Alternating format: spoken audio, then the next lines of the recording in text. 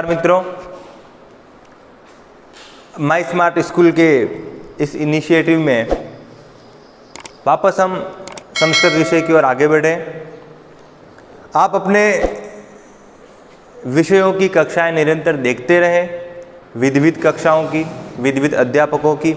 आपका जो भाव है, आपके जो विचार हैं, चाहे वो सुधारात्मक हैं, चाहे वो सकारात्मक हैं, आप कमेंट्स करते रहें। उनको देखकर हमारा पूरा स्टाफ कुछ सुधार करेगा, जिससे हमारे यहाँ से जो चीज़ें आप तक प्रेषित की जा रही है उनका अच्छा रिफ्लेक्शन आपके माइंड में बने।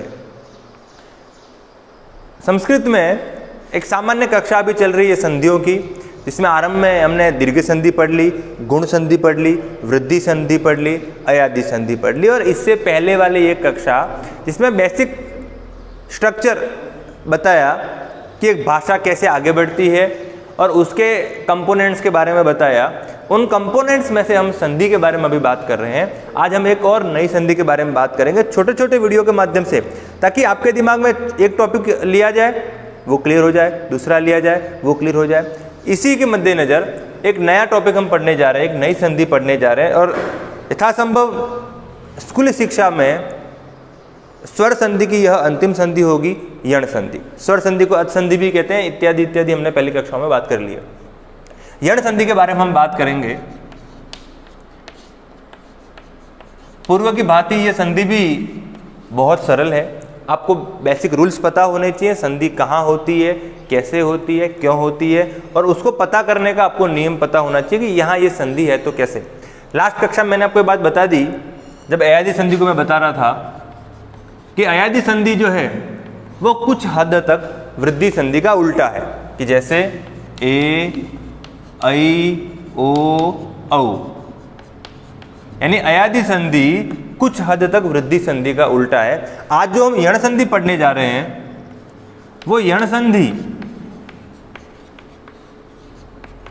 कुछ हद तक गुण संधि का उल्टा होगी। देख लीजिए आप देखिए, आपने वर्णमाला में पढ़ा होगा यण। यण में हमेशा 4 वर्ण आते हैं। यण का मतलब य, व, र, ल। ये चारों जो वर्णमाला पढ़ी होगी आपने प्राथमिक कक्षाओं में, उनमें भी आया होगा कि यण में हमेशा 4 वर्ण आते हैं, य, व, र, ल। दूसरी बात, यण संधि में क्या होता है कि जैसे ई, उ, री, री।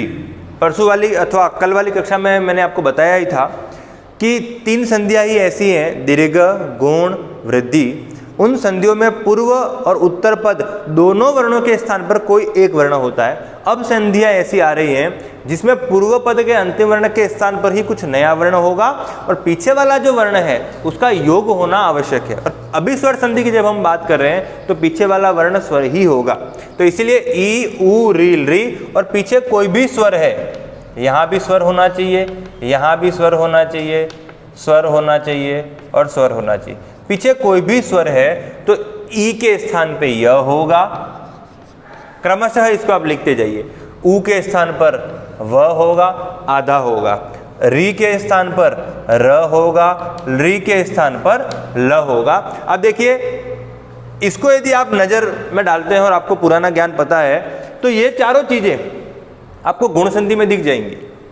और जैसे गुण संधि का स्ट्रक्चर है कि अ के बाद ई होगा, यहाँ वैसे पहला होगा। इसलिए मैंने प्रारंभ में ये बात कही कि अयादि संधि जो है वो वृद्धि की उल्टी हो सकती है कुछ हद तक, कोई 100% श्योरिटी नहीं है। वृद्धि संधि का उल्टा होगी और यण संधि जो है वो गुण संधि का उल्टा होगी। दृष्टि पर डालने पर आपको समझ में आ जाएगा। बता ही दिया मैंने आपको कि गुण संधि में जैसे गणेश, अ धन ई बराबर ए बन रहा है तो यहाँ ई पहले आएगा, स्वर बाद में आएगा। चाहे वो अ हो सकता है, ई हो सकता है, कुछ भी हो सकता है। तो ई के बाद यदि कोई स्वर होगा यण संधि में, उसके स्थान पर य होगा। उ के बाद कोई स्वर होगा, उसके स्थान पर व होगा। री के बाद कोई स्वर होगा, उसके स्थान पर र होगा। री के बाद जो होगा उसके स्थान पर ल होगा। आपको इसमें रटने का कोई स्पष्ट माध्यम नहीं देखना है, केवल वर्णमाला को याद कीजिए, क्रमशः चलते जाइए इन 4 वर्णों के बारे में। फिर और यण को याद कीजिए वर्णमाला में ही, उसमें भी क्रमशः चलते जाइए। य, व, र, ल आपने पढ़ा ही होगा वर्णमाला में। ई, उ, री, री बट आपको पता ये लगना चाहिए कि इसमें यण संधि है तो कैसे है। वो आपको पता लग गया तो आपको तुरंत समझ में आ जाएगा कि यहाँ यण संधि है, ये रूल्स फॉलो होगा। रूल्स आपको याद करने जैसा इसमें कुछ भी नहीं है। इसमें आपको वर्णमाला जो याद है उसका ही प्रयोग करना है इसमें। बाकी इसमें कोई स्पष्ट अथवा ऐसे कोई नियम नहीं है कि जिनको आपको रटना पड़ेगा। रटना नहीं पड़ेगा, जो ज्ञान आपने पहले प्राप्त किया है उसका प्रयोग करना है। जैसे एक उदाहरण लेते हैं हम, एक य का लेते हैं, एक व का लेते हैं, एक र का लेते हैं, एक र का, ल का, एक संधि करेंगे, एक संधि विच्छेद करेंगे, 4 संधियां करेंगे, 4 संधि विच्छेद करेंगे। उसके आधार पर आप अभ्यास कीजिएगा। आशा है कि आपका ये कॉन्सेप्ट क्लियर हो जाएगा। नहीं है तो आप जिस भी माध्यम से संपर्क कर सकते हैं, चाहे वो फोन हो, मेल हो इत्यादि। जैसे बहुत सरल देखें, बहुत सरल, चलिए, इति धन आदि, ये पूर्व पद, ये उत्तर पद। अब आप देखिए, सबसे पहले पता लगाइए यहाँ संधि कौन सी है। अभी तक जो पढ़ाई है, दीर्घ संधि हो सकती है, बोले नहीं हो सकती है। क्यों? क्योंकि दीर्घ संधि दोनों समान हो तो ही होगी। आप समान देखने के लिए यहाँ निकाल लीजिए। पूर्व पद का अंतिम वर्ण क्या है? ती में ई। उत्तर पद का पहला वर्ण क्या है? आ। ठीक है, दीर्घ संधि नहीं होगी। क्यों नहीं होगी? क्योंकि दोनों वर्ण समान नहीं है। वो कट हो गया। देखिए मैं लिख देता हूँ, मैंने आपको जो चारों पढ़ाई है, दीर्घ, गुण, वृद्धि और अयादि। चलो दीर्घ नहीं होगी, ये कैंसल। गुण संधि होगी, बोले गुण संधि के लिए आप मॉडल उदाहरण याद कर लीजिए। गणेश, अ पहले आ रहा है, ई बाद में आ रहा है। ऐसा स्ट्रक्चर है? नहीं है। या तो ई पहले आ रहा है तो ये भी नहीं होगी। अब वृद्धि संधि को याद कीजिए आप। वृद्धि संधि में क्या होगा? आप जनेकता, मैंने आपको एक आई को ऐसा उदाहरण पढ़ाया है, तो वहां अ के बाद ए, आई, ओ, औ है, तो यहाँ अ तो है ही नहीं, अ तो बाद में है, इसलिए वृद्धि संधि भी नहीं होगी। अयादि संधि भी नहीं होगी, क्योंकि अयादि संधि के पूर्व पद में ए, आई, ओ, औ रहता है। ऐसी चीज नहीं है, अयादि संधि नहीं होगी। ये आपको जैसे अभ्यास करोगे, आपको बार बार ऐसा नहीं करना पड़ेगा यार दीर्घ होती है नहीं होती, ऐसे जाना नहीं पड़ेगा। अभ्यास करेंगे, प्रैक्टिस हो जाएगी, आपका परफेक्टनेस बढ़ता जाएगा। अब ई है पूर्व पद में। अब आप इस नियम को देखिए, पूर्व पद में ई है, ये योग है। यहाँ 2 वर्णों के स्थान पर एक वर्ण नहीं होगा, वो केवल 3 में होगा, दीर्घ, गुण, वृद्धि। पूर्व पद है, ई है, ई के स्थान पर यण संधि में क्या होगा? यह होगा। और ये तो मैं आपके सामान्य ज्ञान के लिए पढ़ा रहा हूं। बाकी संस्कृत में आप देखेंगे एक छोटा सा सूत्र बना हुआ, इको यणची, उसको देख लेंगे, आपको तुरंत आपको समझ में आ जाएगा यहाँ ऐसा ऐसा होगा। ई के स्थान पे यह होगा। अब कुछ भी नहीं करना है, पहले वाला पहले लिखिए, बाद वाला बाद कीजिए। लिखिए, जैसे पहले आदि लिख लीजिए, पूरा लिख लीजिए, क्योंकि यहाँ 2 वर्णों के स्थान पर एक वर्ण नहीं हो रहा है, यहाँ एक वर्ण के स्थान पर ही एक वर्ण हो रहा है। इन तीनों संधियों में ही 2 वर्णों के स्थान पर एक वर्ण होगा, बाकी सभी में एक वर्ण के स्थान पर एक वर्ण ही होगा। ई के स्थान पर यह हो गया, आपने ई निकाल दिया। अब क्या बचा? इत, तो आधा बचा, क्योंकि इसमें से आपने स्वर निकाल दिया। कोई भी व्यंजन तभी पूर्ण होगा जब उसमें स्वर मिलेगा। अब कुछ भी नहीं करना है, जैसा है वैसा का वैसा आप मिला लीजिए। देखिए, ई आधा त, आगे स्वर नहीं है, स्वर होता तो पूरा होता, इसलिए आधा त ही आएगा। यह भी आधा है, यह हलंत का निशान है, इससे ऐसा सिद्ध होता है, ऐसी जानकारी सामने आती है कि यह वर्ण आधा है। आगे स्वर है, स्वर है तो इसमें मिलेगा ही 100%। या, और जो है वो लिख लीजिए, इत्यादि। बहुत सरल, कुछ भी नहीं किया इसमें। जैसे है इसमें कुछ भी नहीं करना है, जैसे इंग्लिश में पास्ट टेंस है ऐसे यण संधि, कुछ भी नहीं करना है। ये किया, जैसा है वैसा का वैसा उतार लो। और इसको करने में भी कोई बहुत बड़े तीर नहीं छोड़ने हैं, आपको अपने वर्णमाला जो पढ़ी है उसका ही सदुपयोग करना है, एक अच्छा विशेष प्रयोग करना है, यण संधि सॉल्व हो जाएगी। ये मैंने आपको उदाहरण बता दिया ई का, नंबर 1। नंबर 2, दूसरा उदाहरण देखते हैं हम ऊ का। ऊ का उदाहरण आएगा, उसके स्थान पे क्या होगा वह अभी देख लेते हैं। बहुत सरल चिर परिचित उदाहरण, जैसे अनु, धन, अय। अब देख लीजिए, यहां पूर्व पद का अंतिम वर्ण निकालिए, क्या है? नु में रहने वाला ऊ। उत्तर पद का पहला वर्ण क्या है? अ। यानी अ से हमें क्या पता लग रहा है कि पीछे कोई भी स्वर है, स्वर है तो यण संधि होगी ही। यण संधि क्यों होगी ये बात मैंने आपको पहले बता दी है। अब देखिए ये ऊ है, ऊ के स्थान पे यण संधि में क्या होगा, व। ये नियम आपको याद नहीं है तो आप वर्णमाला को याद कीजिए, ई उ री री य व र ल, ऐसा। ऊ के स्थान पे व होगा, वह आधा ही होगा। ये चारों वर्ण आधे हो जाएंगे, आधे ही होंगे चारों वर्ण, वह पूरा नहीं होगा। आपने वह कर दिया, अब कुछ भी नहीं करना है, जो जैसा है वैसा का वैसा इसको लिख दो। अ पीछे है, पीछे लिख लो। ऊ आपने निकाल दिया है, जो भी बचा उसको आगे लिख लीजिए। अन बचा, अब इसको मिला लीजिए। जल्दबाजी मत कीजिए, क्रमशः चलते जाइए। न आधा है, आगे स्वर नहीं है, आधा ही आएगा। व आगे स्वर है, आधा नहीं आएगा, पूरा आएगा। व य, अन्वय, ये ऐसा उदाहरण बनेगा। तीसरा उदाहरण देखते हैं, नंबर 3। जैसे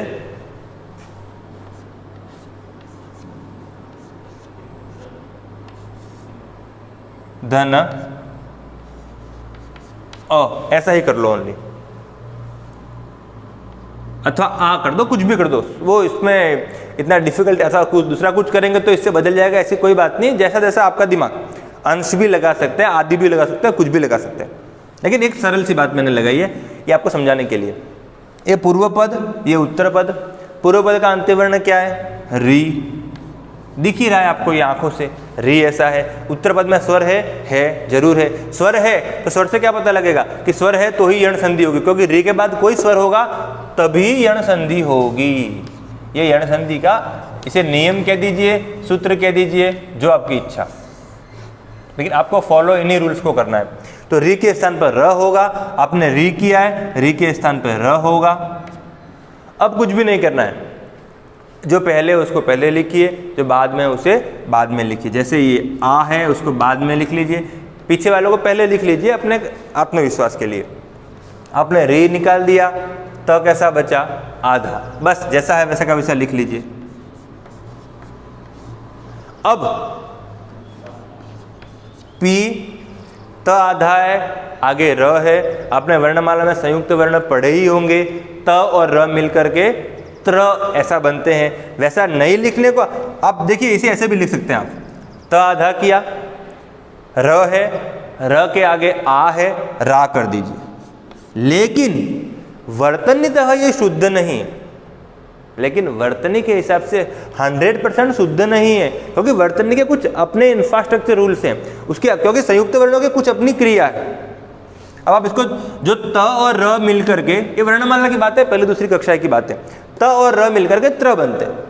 अब आप इसको लिखिए, चाहे तो ऐसे भी कर सकते हैं, पित्रा, चाहे तो कुछ लोग इसे ऐसे भी लिखते हैं, त और ऐसा, दोनों में कोई भेद नहीं है। वर्तनी में भी भेद नहीं है। ये त्र को लिखने का एक दूसरा तरीका, त्र ऐसे भी लिखते हैं, त्र ऐसे भी लिखते हैं, तीनों भी तो सही है, ये भी सही, ये भी सही, ये भी सही, लेकिन ये वर्तनीशः शुद्ध नहीं है। वर्तनी के हिसाब से जो वर्तनी होनी चाहिए संयुक्त वर्ण, उसके हिसाब से 100% शुद्ध नहीं है। आगे नंबर 4 उदाहरण हम देख लेते हैं, यहां ही देख लेते हैं, इसके नीचे देख लेते हैं, नियम के नीचे लिख लेते हैं। चलिए ठीक है, नंबर 4।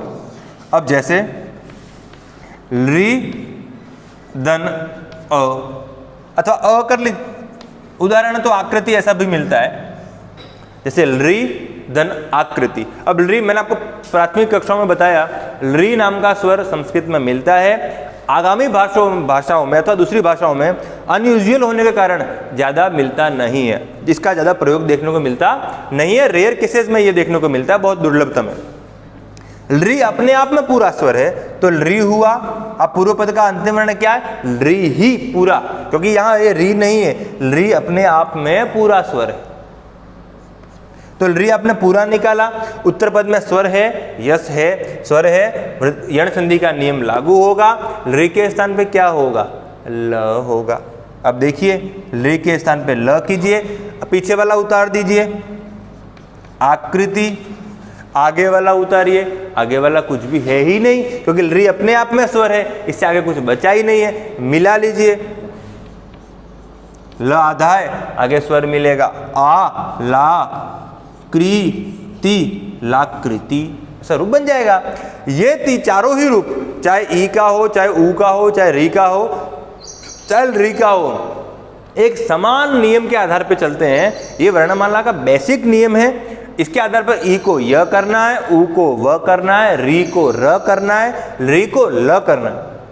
इनको देखकर ही आप यण संधि के किसी भी संधि को संधि कर सकते हैं और संधि विच्छेद करने के पुराने नियम आपको याद हैं अथवा पुराने नियमों के आधार पर आपने अभ्यास किया है कि संधि विच्छेद कैसे करते हैं, तो आप इसका संधि विच्छेद भी बहुत इजीली कर सकते हैं, बहुत आराम से सरलतया कर सकते हैं। अब आगे देखिए दूसरा उदाहरण हम देखते हैं, इसके आधार पर ही देखते हैं, इसके नीचे ही देखते हैं।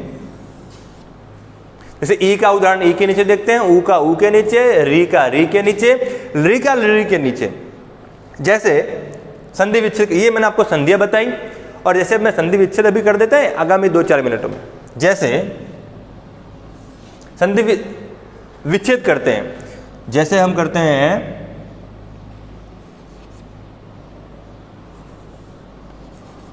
इत्यत्र। अब देखिए यण संधि का कौन सा वर्ण यहाँ है, पहले बेसिक नियम ध्यान रखिए। इसके स्थान पे ये होगा संधि हो, इसके स्थान पे ये होगा संधि विच्छेद होगा। यण संधि का कौन सा वर्ण यहाँ, यण संधि में चारों वर्ण आते हैं य व र ल। यण संधि का कौन सा वर्ण यहाँ है, यहाँ ये य है। इसका मतलब टूटेगा य से ही, जहाँ से आपको जा रहे हो वहाँ ही आपको वापस आना है। यण संधि का वर्ण य यहाँ है तो आप इसको यहीं से तोड़िए। कैसे तोड़ना है, य में कौन सा स्वर है अ और पीछे क्या है त्र, लिख लीजिए। ठीक है, अब कुछ भी नहीं करना है। यह किसके स्थान पे होता है, यह ई के स्थान पे होता है, तो यह को हटाइए, ई लगा लीजिए, क्या बनेगा इति। कुछ भी नहीं, पहले यह को पकड़िए। देखिए ये यह को पकड़ा हमने, यह में क्या है, यह में यह है एक तो व्यंजन और एक क्या है अ है। अ को आप पीछे लिख लीजिए, बीच में प्लस लगा लीजिए। क्यों, क्योंकि वर्ण यहां से ही टूटेगा। और यह जो है वो किसके स्थान पे हो रहा है, ई के स्थान पे। आपको वापस जाना है तो यहाँ यह के स्थान पे ई कर दीजिए, इति धन अत्र। दूसरा उदाहरण देख लीजिए ऊ का, जैसे मध्वरी, बहुत चिर परिचित उदाहरण।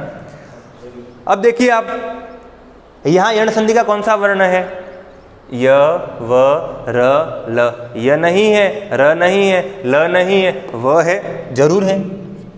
अब फिर मैंने कहा यण संधि का जो वर्ण है वहां से ही टूटेगा, व है। अब पहले यहाँ व को लिख लीजिए, व, ये पूरा व लिखा। व में क्या है, व में व नाम का व्यंजन है, अ नाम का स्वर है। तो यहाँ इन दोनों के बीच में प्लस लगा दीजिए, इसको पीछे ले लीजिए। जैसे आपने व है, यहाँ अ रहा, अरि, ऐसा पीछे ले लीजिए और प्लस लगा लीजिए। अब ये व बचा, व किसके स्थान पे होता है, बोले व होता है ऊ के स्थान पे। आगे ऊ लगा लीजिए, व को हटाइए, मधु धन अरि। अब ये सही है या नहीं, ऐसा चेक करने के लिए आप इसकी वापस संधि कीजिए। जब ये उदाहरण अथवा ये आ जाएगा, शब्द आ जाएगा, समझिए आपका संधि विच्छेद शुद्ध है। इसको देखते हैं, जैसे री को देखते हैं, बहुत चिर परिचित उदाहरण। ऐसा करते हैं, रकार, ऐसा। ठीक है, कुछ भी नहीं करना है। अब देखिए यहां यण संधि का कौन सा वर्ण है, यण संधि का ये वर्ण आ रहा है र। अब ये पता लगाइए र किसके स्थान पे बनता है, री के स्थान पे। तो कुछ भी नहीं करना है। ये नंबर 3 आप देखिए, ये र जो है इसमें क्या क्या है, र और र के अलावा अ, तभी तो र पूरा बना। र के अलावा अ, तभी र पूरा बनेगा। अब अ से लेकर पीछे वालों को पीछे लिख लीजिए, यानी अकार, ऐसा पीछे लिख लीजिए। और र किसके स्थान पे बनता है, र री के स्थान पे बनता है। तो री धन अकार, ऐसा रूप बन जाएगा। उदाहरण तो कई सारे हैं, ये मैंने आपका बहुत जनरल, बहुत सरलतम उदाहरण दिया आपकी प्रैक्टिस के लिए। ऐसा रूप बन जाएगा, री धन अकार। अब इसको मिला लीजिए, वापस इसकी संधि कीजिए। री है, जरूर है, री के बाद में स्वर है, यण संधि होगी, री के स्थान पे क्या होगा, री के स्थान पर र होगा, र आधा अकार रकार रूप बन गया, यानी आपका संधि विच्छेद यह सही। नंबर 4 यही देख लेते हैं, लाकृति के पास में ही बहुत छोटा सा, यहां पे काम कर दीजिए, लकार ऐसा ले लीजिए। नंबर 4 इसका आपको संधि विच्छेद करना है। अब दिमाग दौड़ाइए, ल यण संधि का वर्ण है, जरूर है, तो इसका मतलब संधि विच्छेद भी यहीं से होगा, टूटेगा भी यहीं से। ल किसके स्थान पे आता है, ल री के स्थान पे आता है, तो कुछ भी नहीं बनेगा। आप देखिए ल को निकालिए, ल आधा है और अ है, तो पीछे वाला है उससे पीछे की लाइन चालू कीजिए, अकार ऐसा उत्तर पद हो जाएगा। और ल जो है आधा, ये किसके स्थान पे आता है, बोले ये ल री के स्थान पे आता है। कुछ भी नहीं करना है, ल को आप री में परिवर्तित कीजिए, तो री धन अकार। अब मिला, अब वापस आप संधि कीजिए, लकार आ गया, तो समझिए आपका रूप सही है। बहुत सरल, कुछ भी नहीं किया है। इस बार मैंने ये पूरा एक स्लाइड पर इसलिए लिखा है ताकि आपके ध्यान में रहे। इसको सॉल्व करना है, इसको देख के कीजिए, इसको करना है, इसको देख के कीजिए, इधर वाले को करना है, इसको देख के कीजिए, इधर वाले को करना है, अपनी आंखें ही घुमानी है। इस आधार पर आपकी पूरी यण संधि क्लियरिफाई हो जाएगी और बहुत सरल है। इसमें टफ नाम की चीज़ मुझे कुछ लगी नहीं। यथासंभव देखिए और इसका सदुपयोग कीजिए। जो इन कक्षाओं के लायक हैं, पढ़ने के इच्छुक हैं, उन तक अपना संदेश पहुंचाइए, शेयर कीजिए। Thank you. आगामी कक्षा में मिलते हैं। धन्यवाद।